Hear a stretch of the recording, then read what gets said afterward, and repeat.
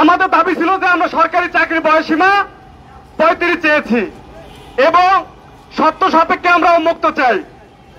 আমরা তো কোনো চাকরি চাইনি ভাই, আমরা চেয়েছি চাকরির পরীক্ষায় সুযোগ যেন আমরা সেই পরীক্ষাটি দিতে পারি।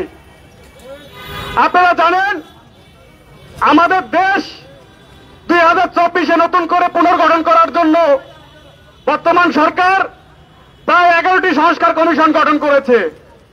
তার মধ্যে আরেকটি কমিশন হচ্ছে জনপ্রশাসন মন্ত্রণালয়।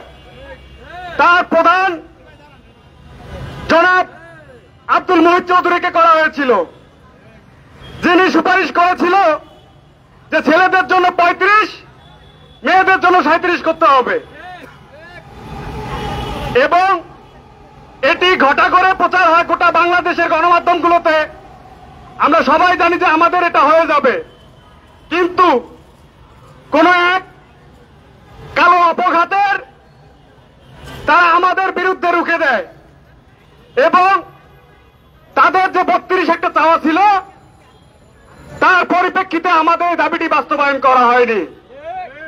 এখানে আমাদের সিংহভাগ স্টুডেন্ট জাতীয় বিশ্ববিদ্যালয়, ঢাকা বিশ্ববিদ্যালয়, রাজশাহী বিশ্ববিদ্যালয়, বেগম রোকেয়া বিশ্ববিদ্যালয় সহ প্রায় অসংখ্য ভার্সিটির স্টুডেন্ট আমাদের এই দাবির সম্মুখে। আমরা চাই আমাদের এই দাবিটি তারা বাস্তবায়ন করুক। যতদিন আপনারা বাস্তবায়ন করবেন না ততদিন আমরা এই মাঠ ছেড়ে যাব না ইনশাল্লাহ। প্রিয় সংগ্রামী ভাইরা আমার, একটা দেশ ডেভেলপ করতে গেলে পিছন ফিরে তাকাতে হয় না। আমরা অতীতকে ভুলে সামনে নিয়ে যেতে চাই। আজকে অন্যান্য দেশগুলোর দিকে আপনারা খেয়াল করে দেখেন তারা কতটা এগিয়ে গেছে। সেই দেশগুলোতে চাকরি বয়সীরা দেখেন তারা কত 35 থেকে 60 এবং কোন কোন দেশে তা উন্মুক্ত। আমাদের দেশে কেন নয়? আমরা কেন সে যুগে পড়ে থাকবো? আমাদের যখন একটা সময় 23 বছর ছিল, পরবর্তীতে তা ধাপে ধাপে 30 করা হয়েছে, তারপর এই 32 করা হলো। আমরা তো 32 চাইনি ভাই, আমরা এটি ঘৃণা ভরে প্রত্যাখ্যান করেছি। আমরা এটা ঘৃণা ভরে প্রত্যাখ্যান করেছি এই 32-কে, কারণ এটা আমাদের চাওয়া ছিল না, আমরা এটা কখনো চাইনি। আমাদের মূল কথা, যতদিন আপনারা 35 বাস্তবায়ন করবেন না ততদিন আমরা মাঠে থাকবো। সবাইকে অসংখ্য ধন্যবাদ।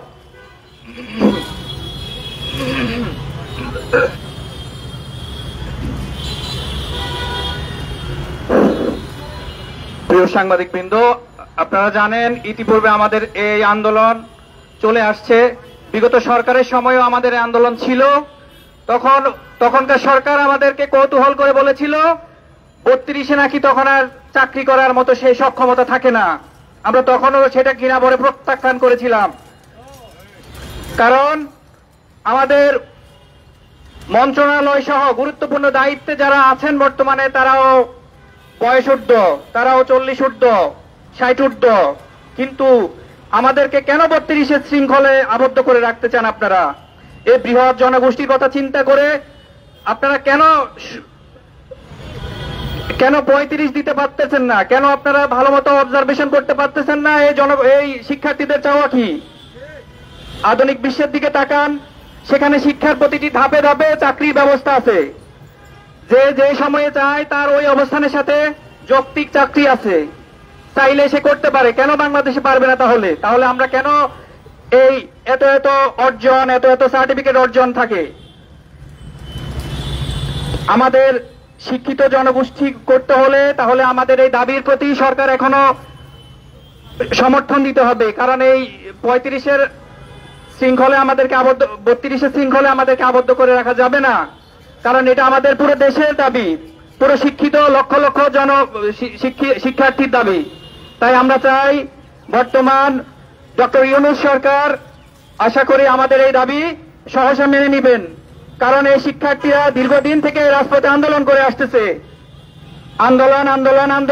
আন্দোলনে আমরা শহীদ হয়েছি, রক্ত জড়িয়েছি এই 24-এর আন্দোলনে।